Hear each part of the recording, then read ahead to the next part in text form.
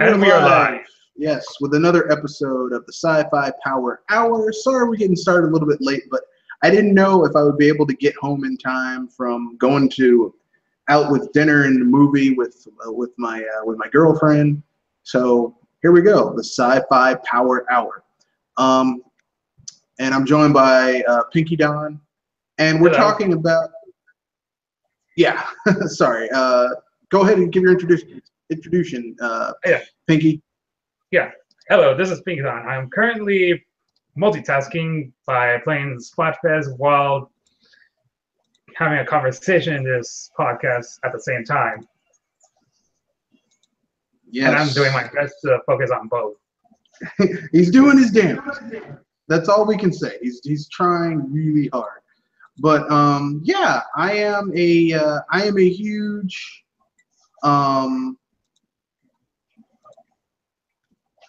Sci-fi buff. I'm a huge sci-fi buff, and so before we do anything, I just want to talk about some of the sci-fi stuff that's been coming out lately. Namely, our first topic, which is that Thor Ragnarok trailer.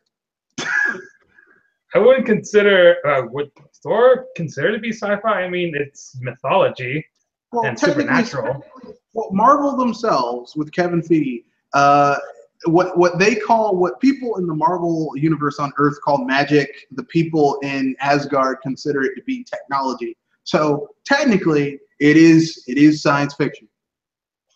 Yeah, I mean, it's also a way to keep the Thor series, and it's also an easy way for the Marvel Cinematic Universe to implement the Thor series to be more realistic while keeping away from all the supernatural magic. So they could stay for long with Doctor Strange.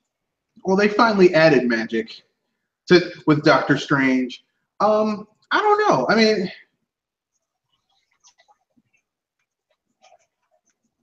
yeah. Here's what I'll say about here's what I'll say about the Thor Ragnarok. I'm looking forward to it. It comes out in another month. I'm totally looking forward to it. I want it to be good. I want Thor Ragnarok, and from everything I've seen from it, it's going to be good.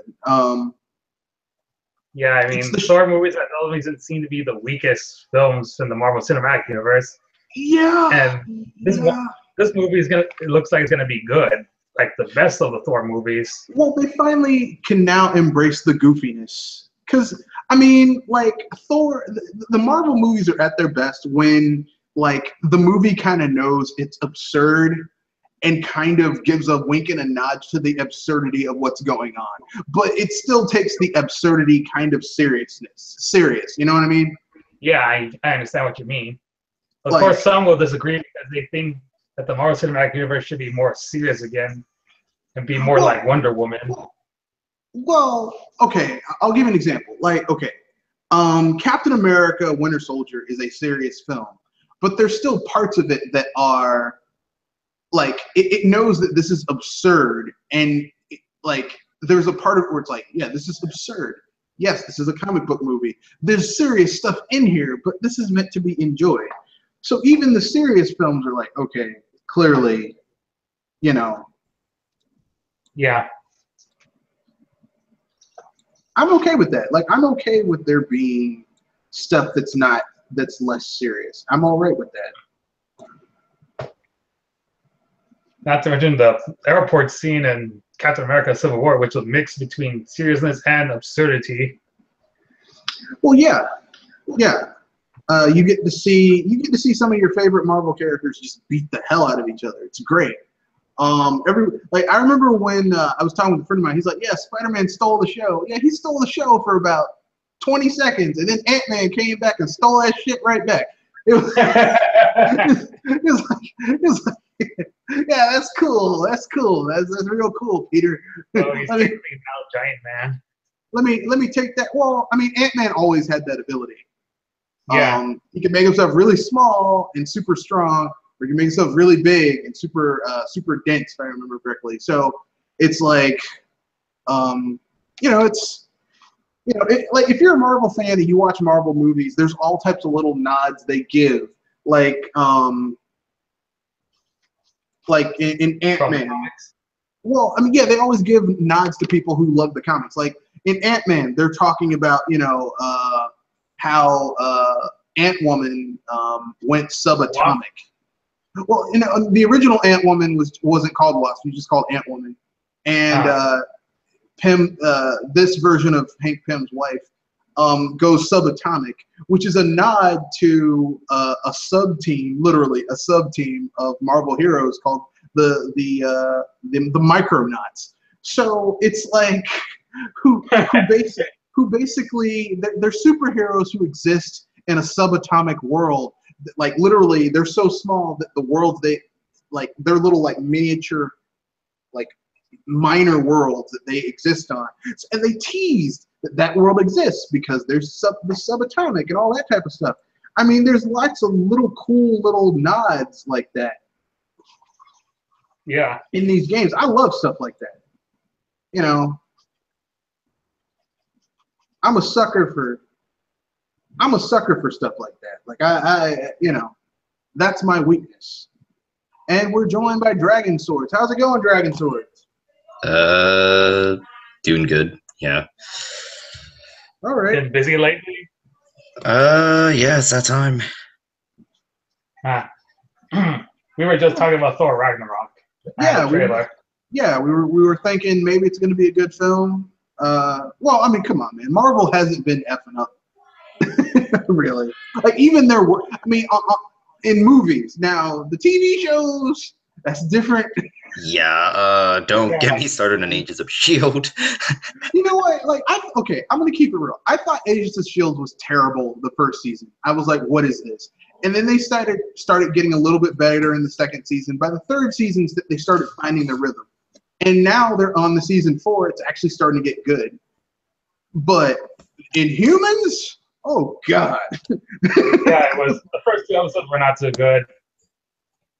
So I read that the third episode is actually better than the first 2 episodes.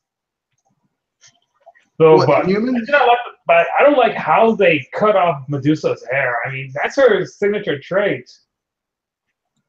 Well, I mean, you have to remember the guy who's running the show Inhumans is Scott Buck.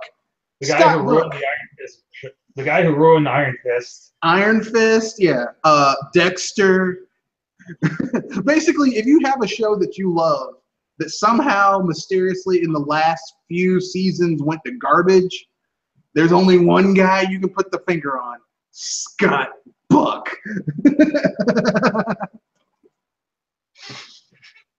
And I also don't like how they made Gorgon human rather than some kind of beast like he is in the comic. Yeah, Dragon Sword, you have something to say? I mean, for Agents of S.H.I.E.L.D., I haven't really been a fan because I've been, I guess, one of those guys that have been there like the first episode and pretty much watching through, and after kind of them just making the studio making pretty much how do I say, an unpredictable decision in like the middle of the first season. It just alienated all of us, and then they tried doing it better or make up for that the second season, but the finale just kind of slapped us back. And then I can understand that. Yeah, and then season 4, they did it right, but they still managed to just screw it up somehow, and just, I don't know, man. Yeah, for some reason, Marvel just, their TV shows on like broadcast TV are not that good. Now, let's keep it real. The Netflix shows are pretty damn good. Daredevil, Jessica Jones, Daredevil season 2, even Luke Cage was pretty good. And then, those were good until we got the Iron Fist, and it was like, Jesus Christ. What is this? Seriously, what is this? And there's also not to mention how they handled the hand in the Netflix series. Like, they were never meant to be a serious major villains in the first place. They were meant to be minor villains, just like in the comics. Well, because there was this video I watched explaining why the hand failed in the Netflix series. Well, the hand failed because basically the primary villain of the Netflix series should be Wilson Fisk.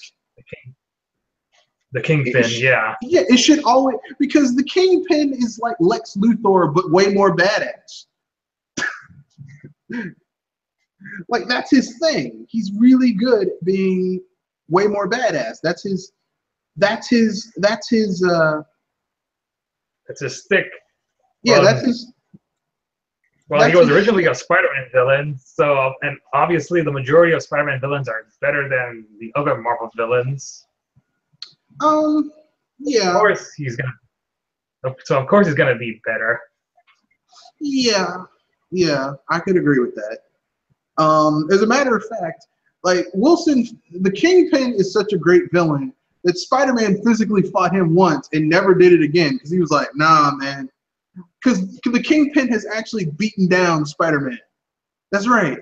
Your friendly neighborhood, I have the proportional strength of a spider, beat down by the Kingpin. And the Kingpin doesn't have any superpowers. He's not a mutant. He can't fly. He can't jump higher he can't jump over a building. He's just really, really friggin' strong. Just like E Honda, if that's a better comparison. I think he's stronger than E Honda. I believe the Kingpin's tagline is, "You think that I'm really fat, but you have to remember, 80% of this is muscle." Like, he's really, really strong, and he knows a lot of martial arts. That's it. Right. And before anyone says, well, Lex Luthor could take him. Look, when they did the Marvel DC crossover and the Kingpin found himself in Metropolis, Lex Luthor tried to stop him. He put him in a coma and took over Lex Luthor's entire criminal enterprise in a month.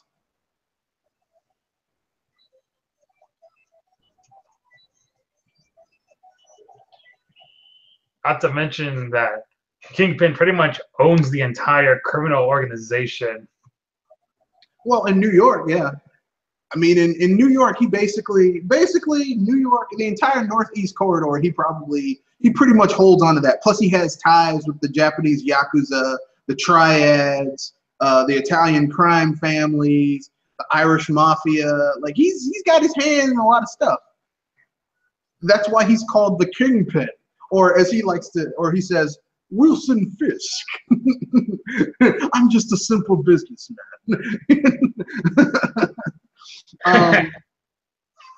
So yeah, Wilson Fisk is a great villain. One of my personal favorites. I love Wilson Fisk as a villain because he's so badass. And next to Kingpin is the Purple Man, which I didn't know they were gonna make him actually make such an obscure Marvel villain into an actually good villain. Who? The Purple Man? Yeah, Kilgrave.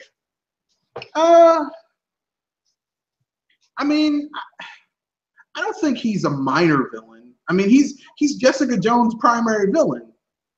Like, that's her thing. That's his, Yeah, but he's not as memorable as the other Marvel villains, like Magneto, Doctor Doom. There's so many Marvel villains. If we're talking about memorable Marvel villains, there's the Kingpin, there's the Red Skull, there's Doctor Doom, there's Magneto. Magneto isn't really a villain. He's more like an anti-hero. Anti-villain. Yeah, he's shades of gray. Because sometimes, if you read the Meteor M thing going on, when Magneto basically says, "I'm tired of fighting humanity. All the Brotherhood mutants, you come with me. I'm going to levitate this base into space, and we'll be free from the tyranny of humans." I mean, like, when he comes back after being betrayed, he's not really a villain. It's like they should have known better than to try and double cross Magneto.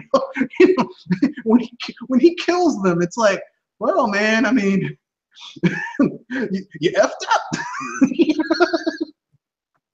It's not my fault you effed up. That's on you, bro. You know.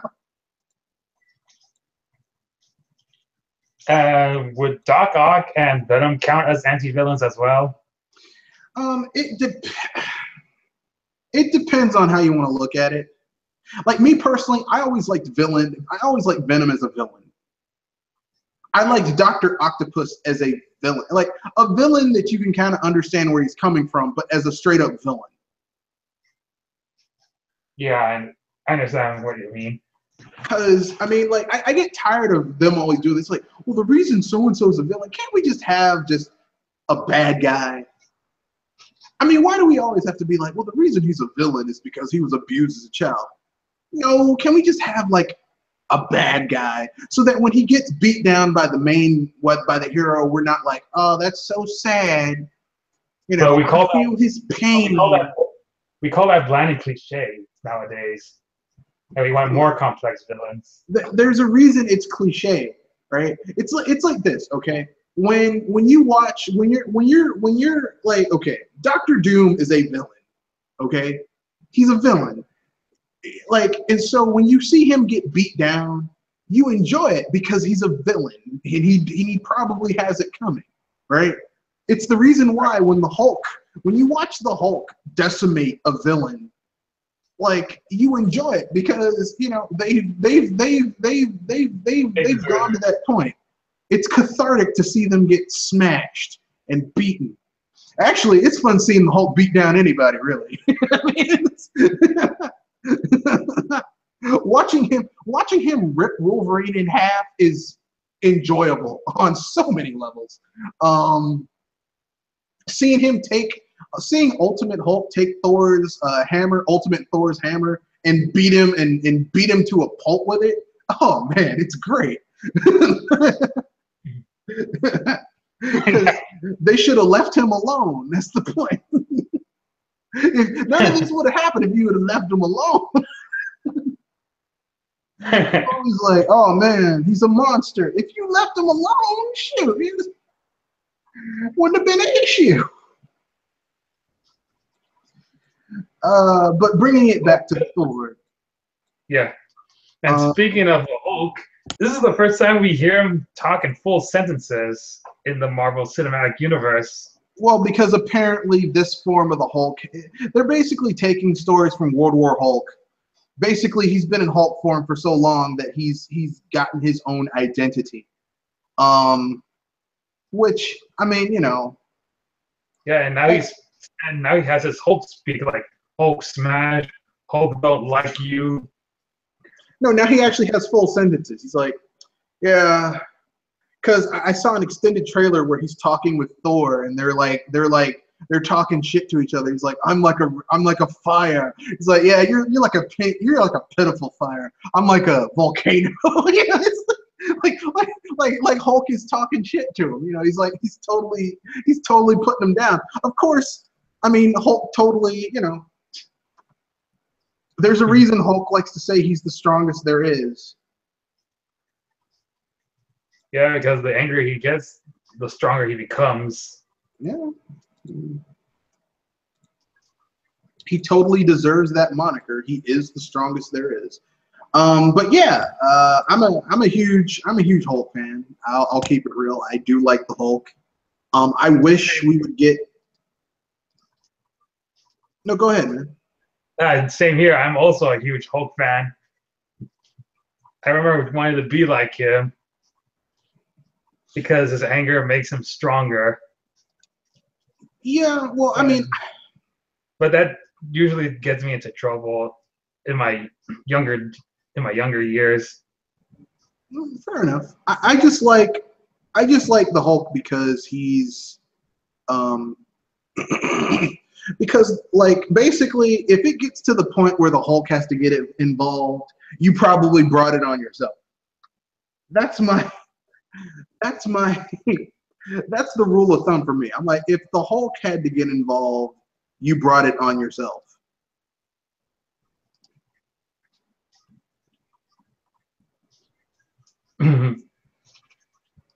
That's my general.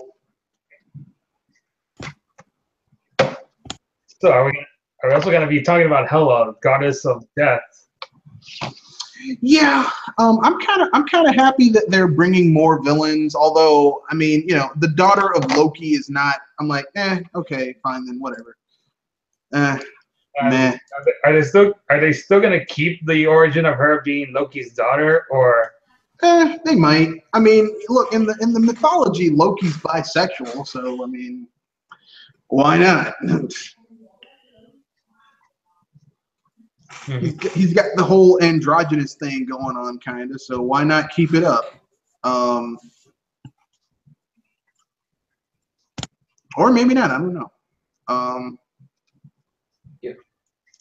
And I also heard news that the beginning of Thor Ragnarok is going to will begin in some kind of play, having Matt Damon as Loki and John Cena as Thor. Maybe. Whereas the real Loki is watching the play. Could be. I don't know. Yeah. I have no idea. At this point, I just know that the movie's probably going to be fun and enjoyable, and I'll watch that. What I will not be watching is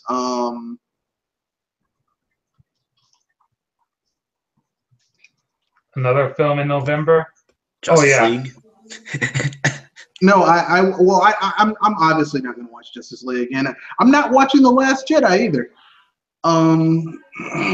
But that's neither here nor there. Let's move on to the next topic, which is, well, speaking of things I won't be watching, let's talk about STD, folks.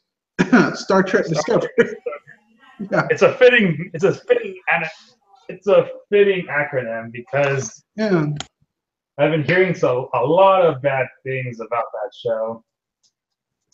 Well, even from the skeptic community. It's not very good. That's all I gotta say. Like an STD, you don't want it. It's you don't want it. Like an STD, younger fans of Star Trek who don't know better seem to think it's okay until they figure out, wait a second, this is, oh God, this is terrible. Oh, why won't it stop? It causes odd changes in the body. In this case, you have Klingons not acting like Klingons, Starfleet not acting like Starfleet, Starfleet officers who don't act like Starfleet officers and follow protocol. It's a damn mess. It's a damn mess. There's no other way I can put it. It's a damn mess. And I heard that the main protagonist isn't likable either. Well, no, not really. It's kind of like, okay, you know how in the Star Wars prequel trilogy, right? Yeah. You're told in the second and third films that you're even told in the original trilogy that Anakin Skywalker was a great Jedi. Yeah. Right? He was but you never actually see him be a good Jedi. Like throughout the entire prequel trilogy, you never see him be a good Jedi. You just see him as a whiny apprentice. Well, I mean, in the first film, you see him be a whiny, annoying little kid who is way too emotional. In the second film, you see him be a whiny, annoying young man who's way too emotional. And then he goes and he starts like murdering entire villages of sand people, which, I mean, yeah, he's angry that his mother died, but people who had nothing to do with his mother dying get killed by him. That's not a good Jedi move. And then we all know what he did. I mean, in the first 20 minutes of the Revenge of the Sith, he executes a man. Yeah, that's totally a good Jedi right there. You're absolutely right. No. And he kills babies after. And yeah, we're not even getting to the whole, like, he executes a man without trial, and then he gets angry that Mace Windu wants to take out Palpatine without a trial. He's like, how dare you do that? Motherfucker, what did you do? Just in the first 20 minutes of the film. my point is this. like Anakin Skywalker in those films where they're like, yeah, he was a great Jedi. We're told that Michael Burnham is a great officer, and I ain't seeing the shit. I'm like, really? who told you this? You know, we're told that she is a great officer. We're told that she's a great officer and that she's really competent. I'm like, I don't think she is. She looks terrible to me. That's Yeah. But I could be wrong. Maybe it's just me. Your thoughts, gentlemen, on STD?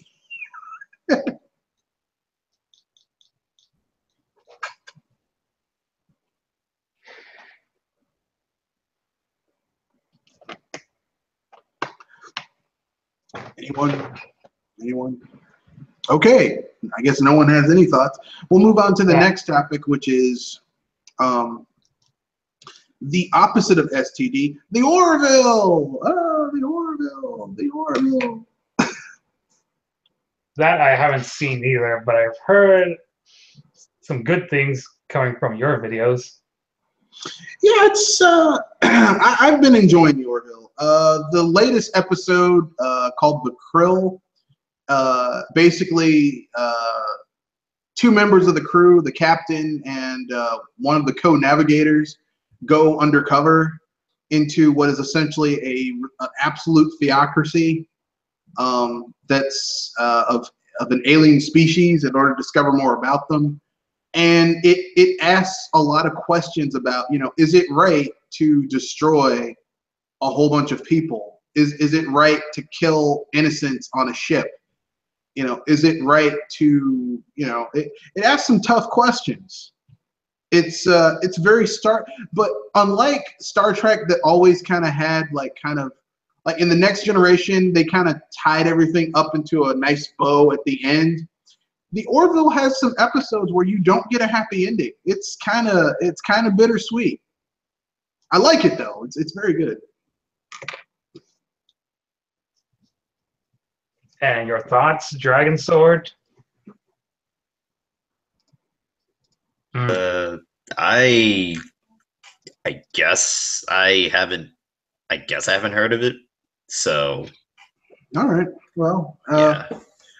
Well, okay. I'll give you an elevator speech about the Orville. The Orville is a TV show made by Seth MacFarlane.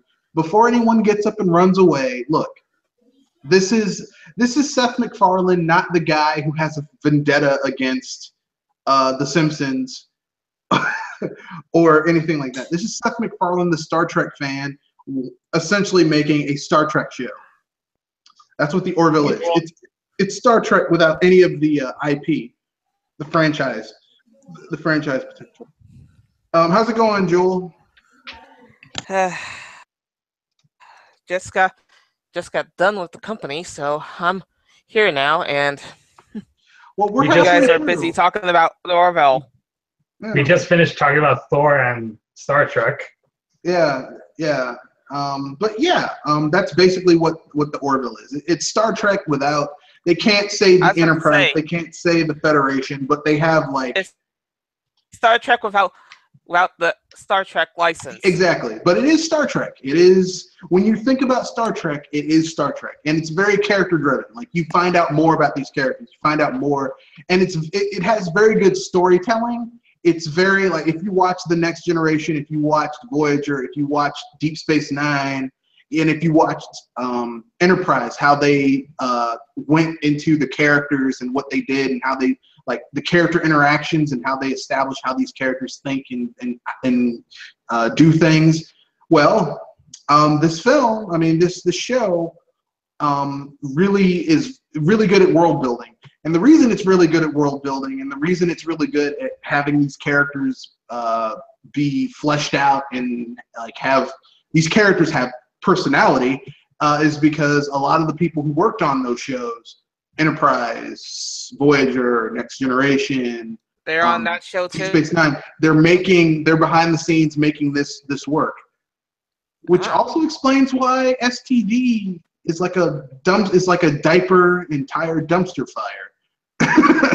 Because none of the people who have And I was about to say, you made your sexual jokes about STD, didn't you? Yeah, I already made the STD joke. But hey, man, I didn't call it STD. They called it STD. I mean, look. Listen, it's like manna from heaven. It's like I was in the middle of a desert, like my kingdom for some water, and water from the sky fell down, and it was a cooler filled with ice and water bottles. And beverages. And other beverages, literally, and a compass and a cell phone, so I could tell someone where I was, so they could pick me up while I waited. Like literally, manna from heaven. They're like STD. I'm like, you people did this. You give this. They'll use it on you. I will use it because they look. They're the ones who came up with the name. I did not. I would have called it. Well, first of all, it's not Star Trek. Star Trek Discovery is not Star Trek. The Orville is Star Trek. It's called Star Trek Orville. That's what it is. It's Star Trek Orville. STO. I can deal with that. But that's neither here nor there. So I guess it's time to get to the main topic. This is going to be a tough question, but I'm glad. I'm just in time for it then. Yes, the main topic is a tough question. And I legit want everyone to give a serious answer. Which is better? Practical special effects, like which do you think is better? Practical special effects or CGI? Glad you could say that because I recently watched George's video on the history of CGI over the years. Mm-hmm. And he had a very neutral stance on how CGI is used in movies, which I wholeheartedly agree with. CGI is at its best when they're used for enhancements, or hard to tell whether or not it's actual practical effects or CGI. Kind of like the Planet of the Apes, the new Planet of the Apes movies, or Benjamin Button, or Jurassic Park, the first one. Yeah. Like people never figure that one out. That the first Jurassic Park had maybe like 9. Animatronics. Well, it had like 9 to 13 minutes of CGI. The rest of it was practical special effects.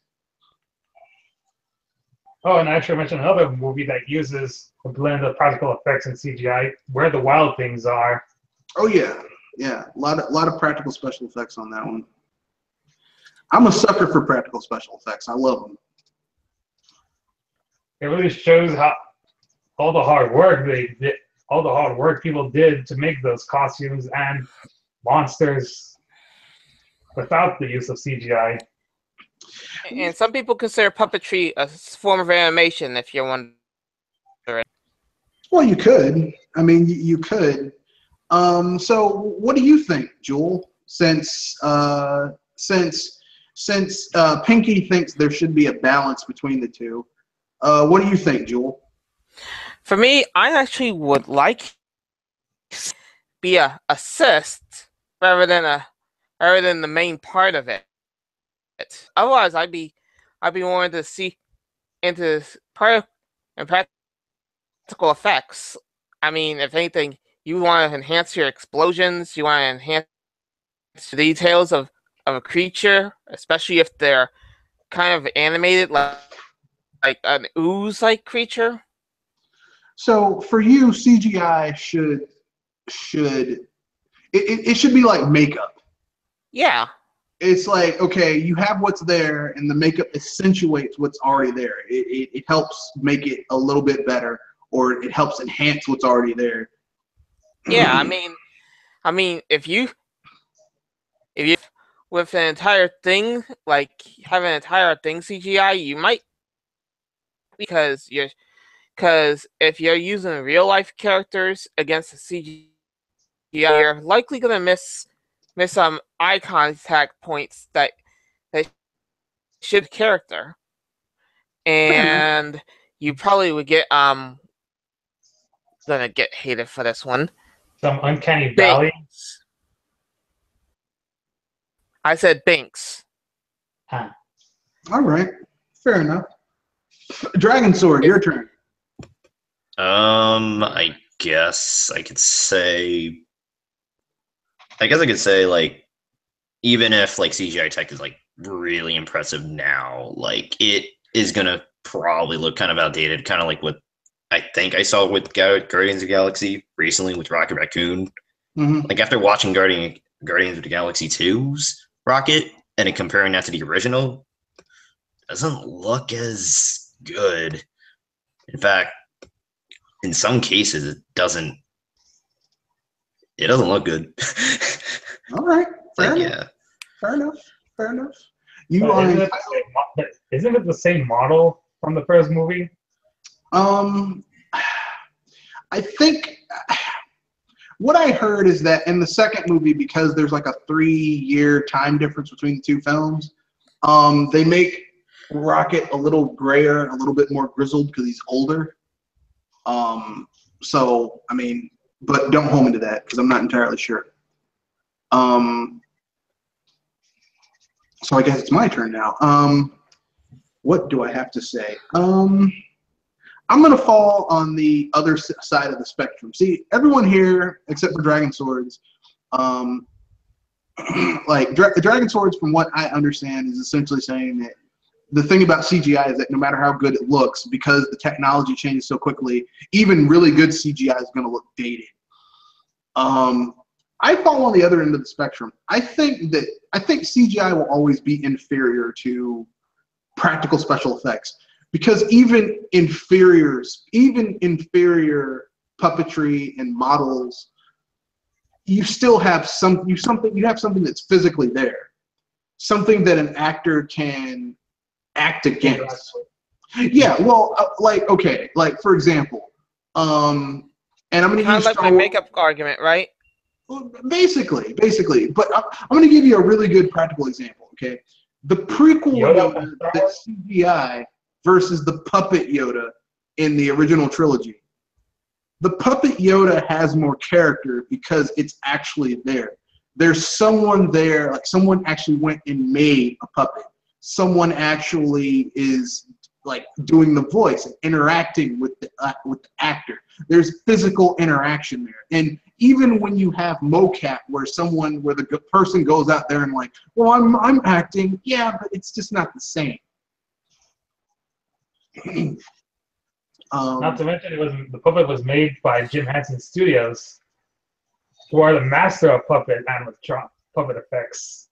Well, yes, they are perhaps the masters of and he was voiced by Frank Oz, who did the voice for Miss Piggy. And the Cookie Monster. Yes, and the Cookie Monster, and Frank Oz also directed Little Shop of Horrors, the remake with Rick Moranis, with Audrey too. But yeah, like that was all done with practical special effects. Like someone, and in my opinion, practical special effects will always, especially really good practical special effects, will always trump really good CGI. So to me, like CGI is good. If it's used like Joel said, to accentuate something that's already there, to make a dinosaur look a little bit more animated, cool. But like if you're using CGI to make a monster destroy a city and there's something that's not, and there's nothing actually there doing it, it looks ridiculous. So, yeah. Oh yes, one thing I'd like to mention for this debate. I've been seeing people complain about how Thanos should have been a live actor rather than a CG character. And then at the same time, these same people are complaining that Apocalypse from X-Men Apocalypse should have been CG animated rather than a live actor. Is this? What are you guys' thoughts on those arguments? Joel, you want to tackle this? this is a little bit of a trick because you're talking size scale CGI and other special effects with those.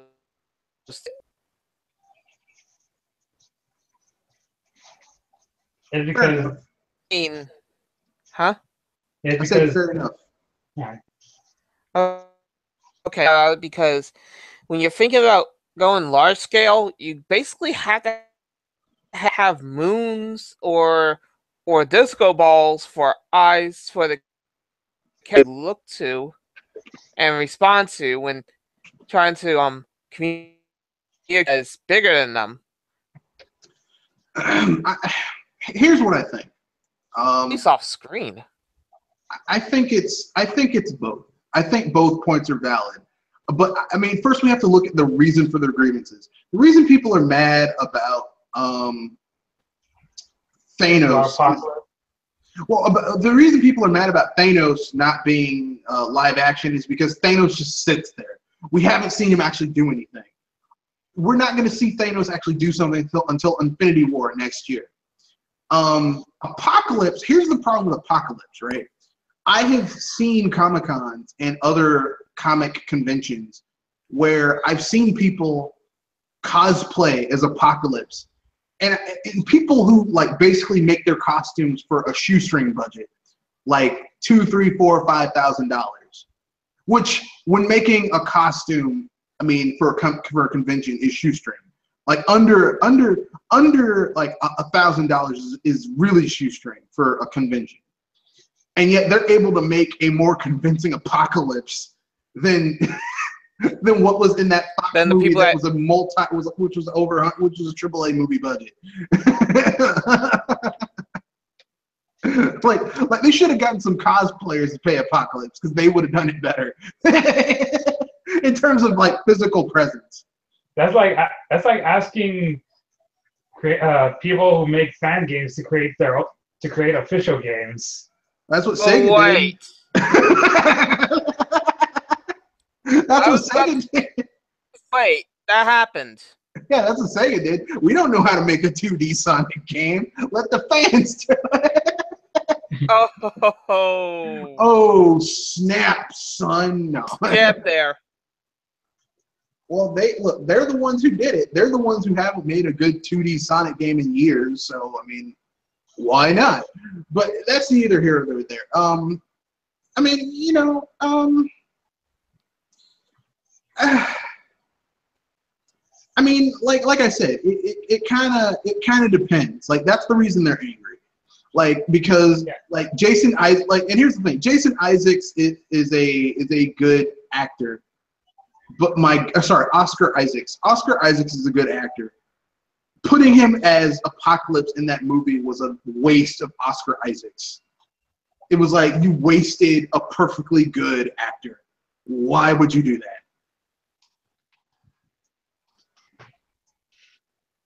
Because they didn't want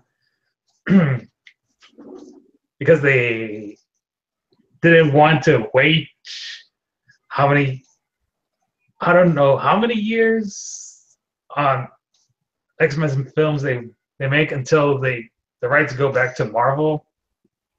Well, here's all I'm saying.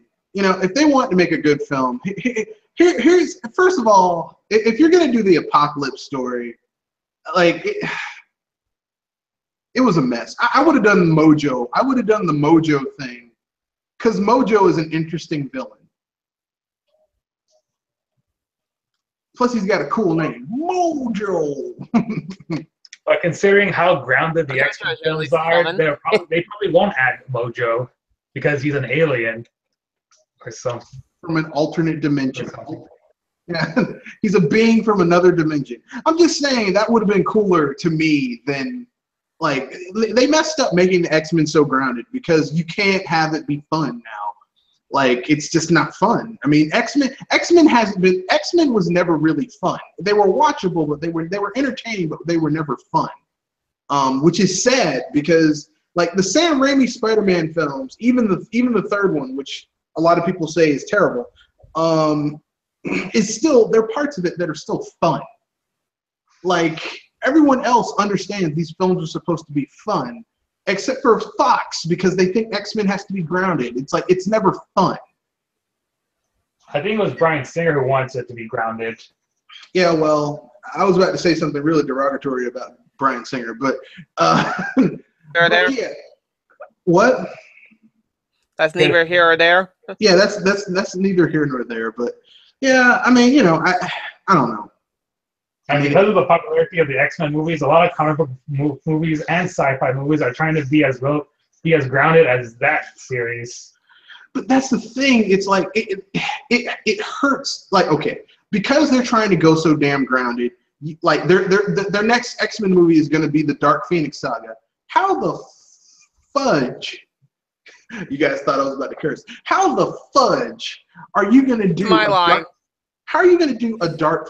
How the fudge are you going to do a Dark Phoenix saga where the Dark Phoenix doesn't like you don't cover the Lorian Empire, you don't cover Gladiator and Moira, you don't cover how the Phoenix is a cosmic entity. Like how are you going to cover all that and you don't cover all that other stuff? What? How? I don't get it. It's not supposed to be grounded. There are some things that always will question your sanity. Because apparently the audience don't like absurd things and want everything to be as grounded as possible. If that was the case, Doctor Strange wouldn't have made bank. Doctor Strange would have flopped, but it didn't. It made money. So that, like, here's the thing. I think people are ready to see these. Now that we have the technology, we can actually have this stuff be as off the wall as it could be. And I hope that the next Doctor Strange film, if they do another one, they mention that Dormammu is merely only a servant to the real villain of that, to the real nemesis of Doctor Strange. That'd be awesome. Is it Shumagora? No. It's the real villain. Doctor Strange's real nemesis is Satanish. Oh, Mephisto? No, Satanish. Oh. Satanish. Mephisto is the lieutenant to Satanish. Mephisto's lieutenant is Dormammu, and Dormammu's lieutenant is Baron Mordo. So they're all subservient to each other, but really the main overboss over it all is Satanish, who's basically the Marvel Universe is the devil. That's basically Satanish. He's the devil. But here's the kicker. Here's the kicker about Satanish. Satanish is our universe's the devil. But he actually, even though he wants to take over our reality, he also has to fight off the invasions of other universes, devils trying to take over our universe. And sure, one of the last things that you want to see if things are going south. So there have been times where Doctor Strange has had to team up with Satanish, Mephisto, and Dormammu in order to prevent other things from getting into our reality, our universe's reality. It's insane. Doctor Strange is one of the most insane Marvel superheroes I've ever seen, and I love it. I love that Marvel finally said, look, we got to go weird and just let it be weird. I love it. Now, if only Fox could figure that out. Yet his magic is not enough to heal Aunt May's bullet wounds. No, man, he can't. He can't do that. He can't. By the 7 moons of Shalador, I shall avenge you. And for those of you who don't understand Doctor Strange's character, anyone has ever seen Venture Brothers? Yeah, I have.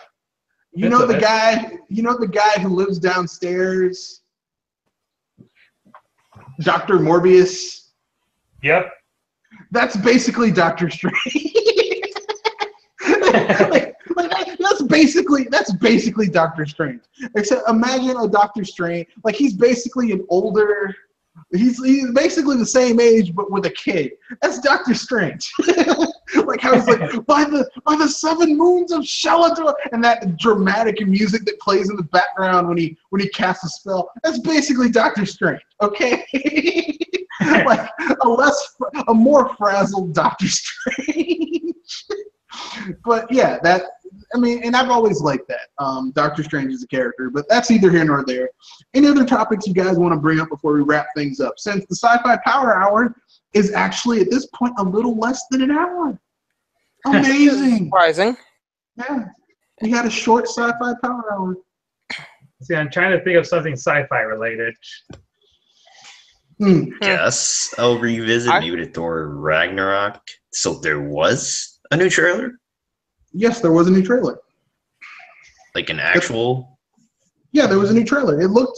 They say it's the final trailer. I hope it is, because I'm tired of Marvel dropping these. This is the final trailer, and I think the only reason they dropped that trailer was because the Justice League trailer came out, and Marvel was like, let's show these people their place in the gutter.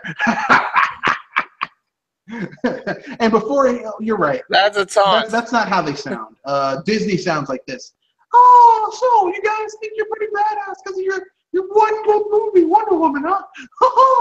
Well, let me show you what it's all about. Drop that Thor Ragnarok trailer.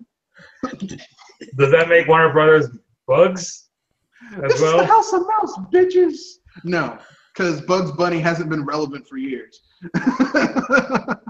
Because Warner Brothers won't actually do something relevant with Bugs Bunny.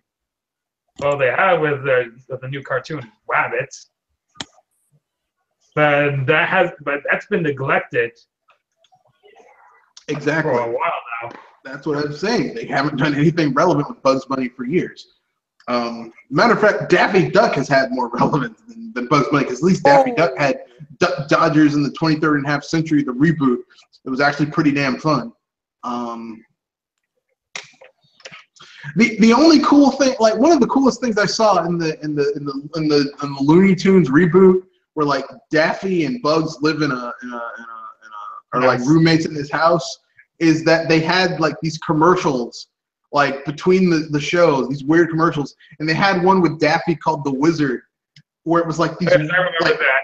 Yeah, these awesome psychedelic things. I'm like, if they did a cartoon where Daffy Duck was a wizard, I'd watch that. If it had animation quality like that, that'd be awesome. Yeah. He's like, because basically in his mind, everything he does is like magic. So he's like heating up a burrito, but in his mind, he's a wizard casting a spell, making food appear. It's awesome. The wizard. But yeah, I don't know. Yeah, the new trailer came out, and Thor Ragnarok looks awesome. We already know Disney. Like, let me put it this way: everyone keeps on saying this was the worst summer for movies ever, but there were blockbusters that made money this year. The only problem is that, like, out of the 10 movies that made over over $1 billion, like 6 of them are Disney and Marvel properties.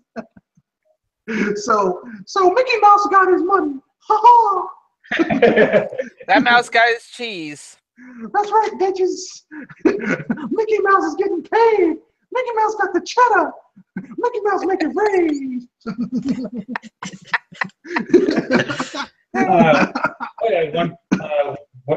One Marvel-related piece of news. I've heard that they're not going to use Death as the actual Grim Reaper herself as Thanos' love interest, and instead it's Hela, the goddess of the goddess of death from Thor: The Ragnarok. That's offensive. Because they don't want to confuse the audience. That's offensive, but whatever. I mean, I would prefer, because Lady Death actually exists. Death is a woman with a skeleton face but a kicking body. I mean, Death in Marvel. I mean, she's a butterface. Her face. She makes you say hello. Her face is terrible, but her body, oh god. But that's neither here nor there. I know this because she has this thing with in the comics, and plus Deadpool is her boyfriend. Well, was her boyfriend for a while. Yes, the merc with a mouth who cannot die. The merc had with a a mouth. Yeah, the merc with a mouth. Well, that's his title. It is the mercenary with a mouth, because he never stops talking. His girlfriend, for a while, was deaf. So yeah, he had more game than Thanos. he took out Thanos. Ain't that enough? The merc with the mouth took out the Mad Titan. That's sad, man. I got an off-camera rant for that little bit, but I'll just. That's why Deadpool is awesome. Yeah, that's why we like the pool, the Deadpool, folks. But that's neither here nor there. I just realized the thing I was going to is what's your opinion about the reboots of certain franchises coming? What reboots? What reboot? Yeah, what reboot?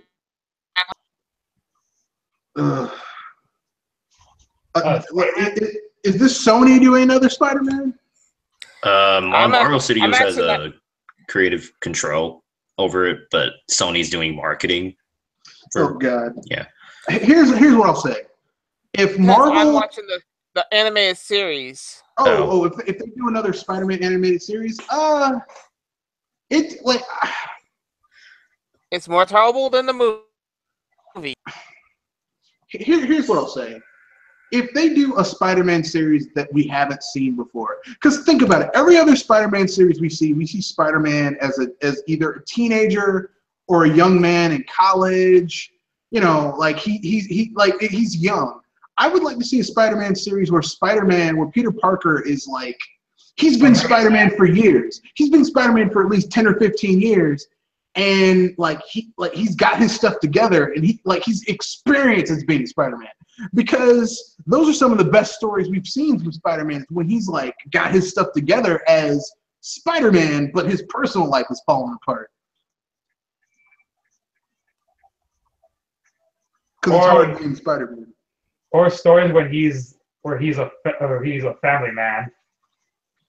That could always be good, but I mean, you know, how many times can we see him lose Mary Jane?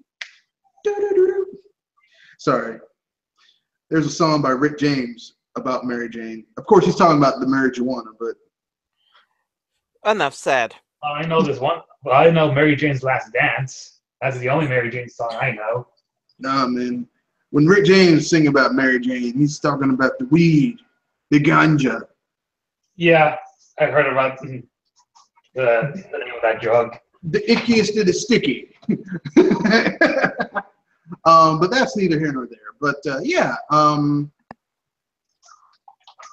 But yeah, overall, yes, I'm a huge fan of if they do a Spider-Man cartoon, as long as it's not more of I'm in high school and I'm webbing around. Well, too late. Sadly, because the current Spider-Man cartoon has him in high school, but as well as making a Web Warrior series with Miles Morales, Spider-Gwen. Yeah. No, I'm done. No. No. Say that right now, college students having his best friend being hateful to Spider-Man, and he's certainly one of the smarter people in his school, though he's in a school full of smart heads. And Doc Ock looks like a little kid. Yeah, no. Actually, it's before he became. Yeah, but Otto Octavius is supposed to be an old dude. That's the whole point. Is that he's an old dude. That's. Yeah, not me. And also they did the Venom arc in there already. Yeah, no, I'm done. They made some of the Spider-Man villains, such as Shocker, teenagers. No, F it, no. I at least tried to give you a head. At least I tried to ask. They also adapted the Spider-Man 3 story of the Sandman, but also gave it a plot twist where his daughter was the new Sandman. No. no, no, no, no. I think we better go. I think we better cut this short before you. You're shutting me down with the no. See, this is why I don't watch. This is why I don't watch a lot of cartoons. Like the only Spider-Man cartoon that was kind of good, in my opinion, after the one in the '90s, which I mean, if you look back at it, is not that good, but it's still better than some of the ones we've seen. Was the one that had You mean Spectacular Spider-Man? yeah, the one that had Neil Diamond Hall at doing the voice for Spider-Man, and that one was kind of edgy. It was on MTV. It was pretty good. Oh yeah, I know. It was pretty good. I remember which Spider-Man you're talking about. Yeah, And short-lived. it was like 2 seasons, which is sad because that was a really good Spider-Man show. I mean, the thing is that I'm just tired of Spider-Man always. Okay, we get it. He's in college. He's a teenager. Can we get a Spider-Man show where he's a grown-ass man dealing with a grown-ass problem? As far as I know, my favorite is the Spider-Man with the shield, basically. Which would be wait, but Ultimate Spider-Man was considered to be one of the worst Spider-Man cartoons ever. I mean, not many Marvel fans like that. They generally despise it. Ultimate, how can I say this? I don't really like the Ultimate versions of most of the Marvel characters, except for certain. Like, I like Ultimate Hulk because he beats the hell out of Thor with his own hammer. That's just cool. I'm sorry. Ultimate Spider-Man, I'm kind of like meh, because they gave him organic web shooters, which to me is stupid. But then again, I'm an old school Spider-Man fan. I like Amazing Spider-Man because that's the original.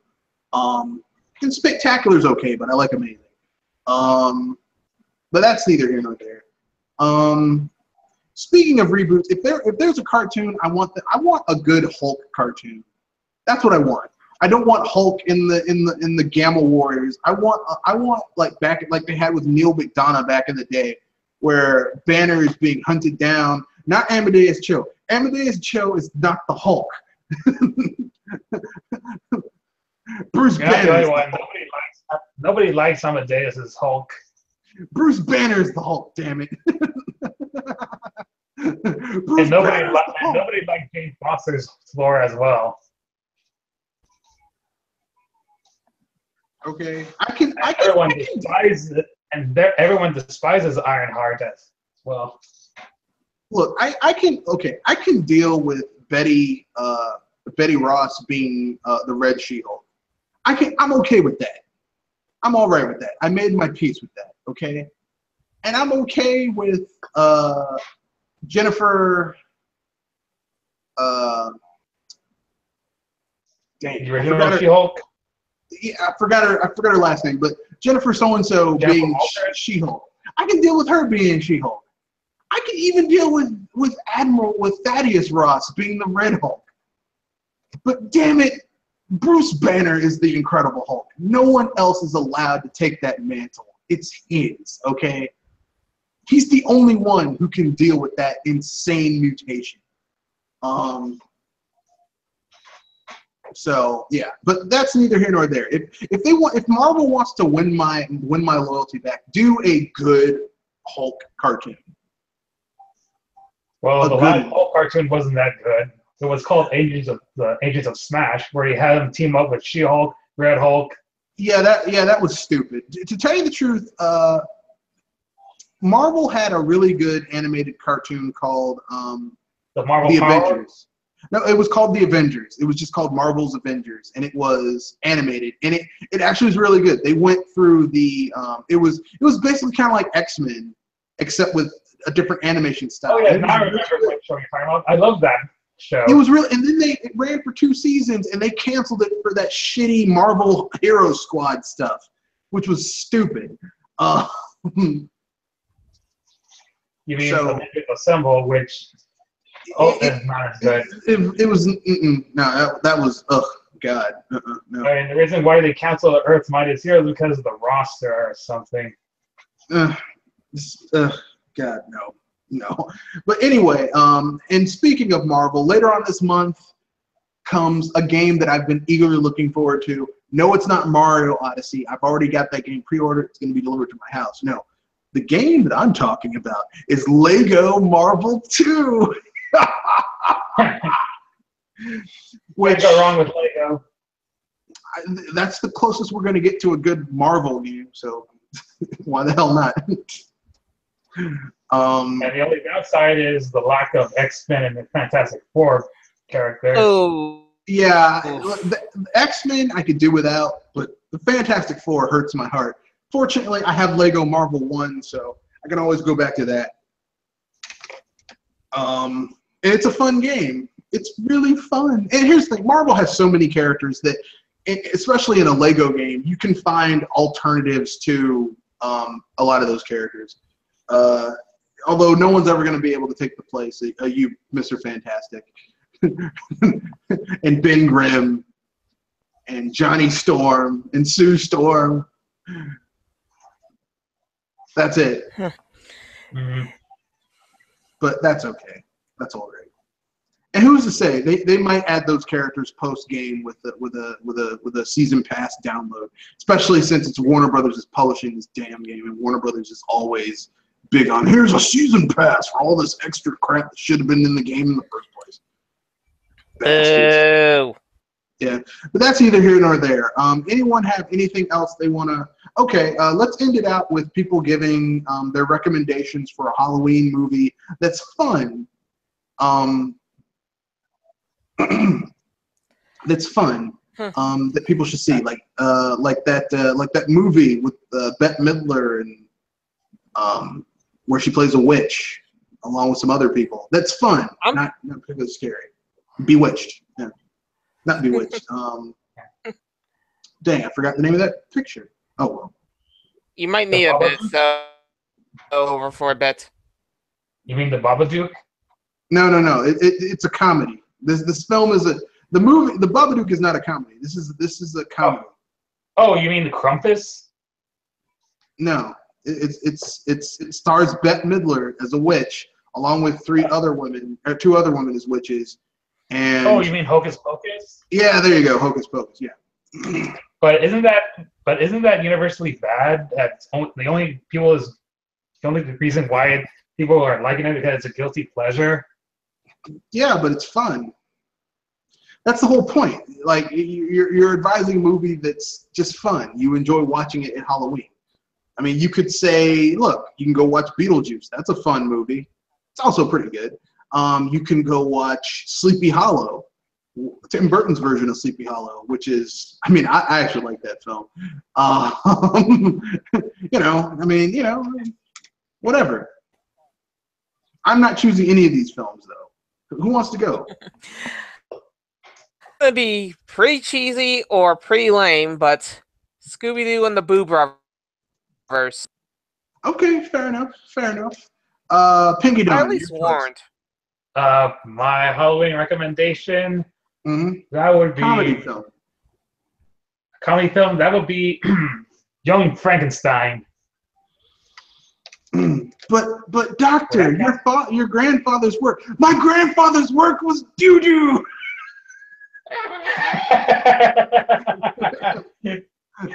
Dr. Frankenstein, I presume? No, it's Frankenstein.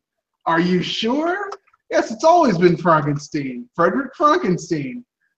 Not Frederick? Yes, it's Frederick Frankenstein. And you must be Igor. No, it's Igor. Oh. Yes, Young Frankenstein is a great film. Dragon Sword. Any comedic sci-fi horror film that you would recommend for people? I unfortunately am not a fan of horror, so I have watched a couple horror films. I don't know if they're good. I think it was, Scary Movie, maybe. Okay, fair enough.